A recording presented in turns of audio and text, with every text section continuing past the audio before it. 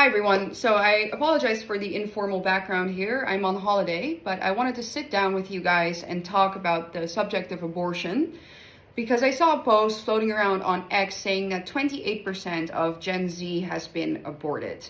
So the generation born between 1997 and 2012, 28% of those children have never been born because they were killed in the womb. And now my stance on abortion is not one that is groundbreakingly new. It's not a new addition to the debate necessarily, but I think that some things deserve to be said over and over and over again, and in fact cannot be said often enough. And especially when it comes to abortion, which to me is such an unequivocal evil, we have to repeat these facts all the time because a lot of lies are being told about abortion.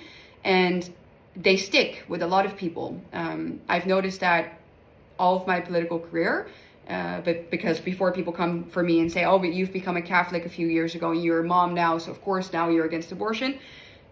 Yes, I am against abortion, and yes, this has made it all more personal, becoming a mom and being a Catholic, but I've always had this stance. I've always opposed abortion, also before becoming those two things. And the reason for that being is that I think that scientifically, intellectually, and morally speaking, the only valid, good faith, and consistent argument that one can make is that life begins at conception. If life begins at conception, that means that a separate human being has been formed in the womb. The stage in which that life finds itself, or whether it is dependable on the mother, or any other person for that matter, is not indicative, is not decisive for whether or not it has the right to life.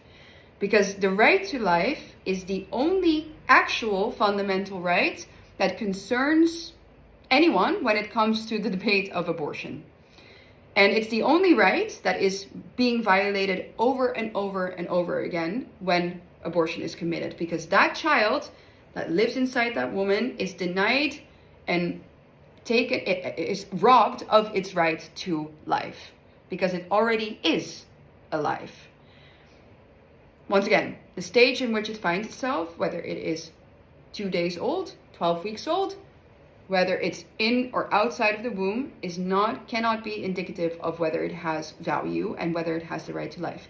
A lot of people who are alive outside of the womb, whether they're young children or whether they're adults, people with disabilities or elderly, are dependent on others for their survival. It does not make their life worth less, and we never argue that we should just kill them.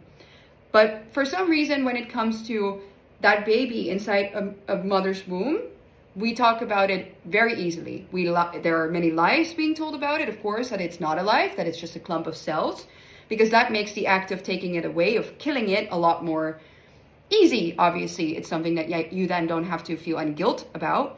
It's something that you don't have to worry about. It's something that you don't have to suffer the consequences of for the rest of your life, which I think in many cases, most women who actually commit abortion do, because deep down they feel that they did something wrong. They feel the pain of losing that child.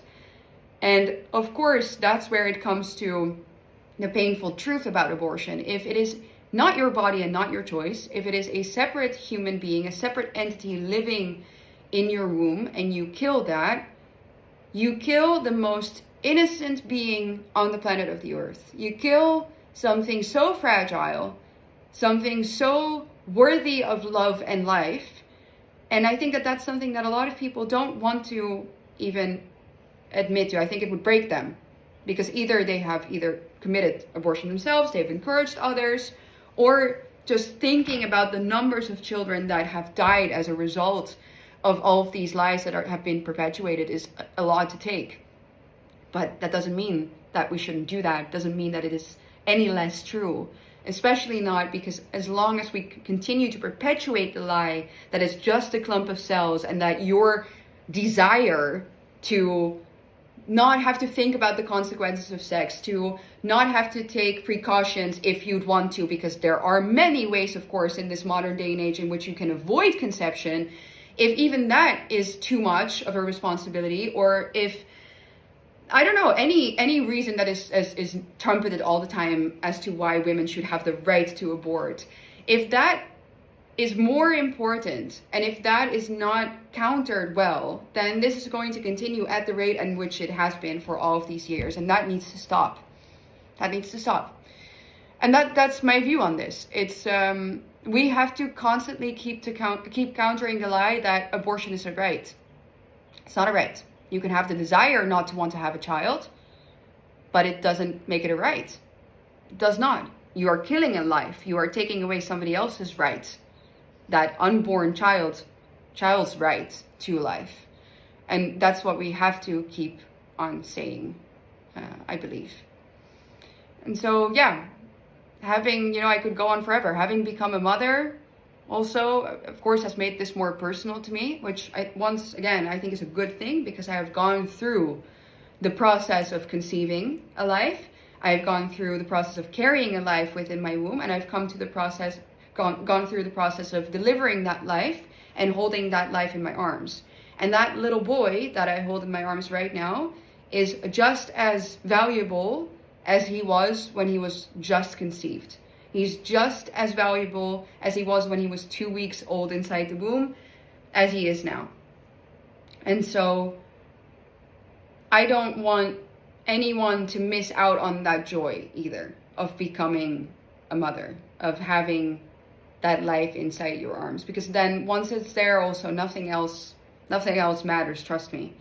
And so yes, this is personal. Of course it's personal. But once again, even without it being personal, even without having become a mom, we need to look at this factually.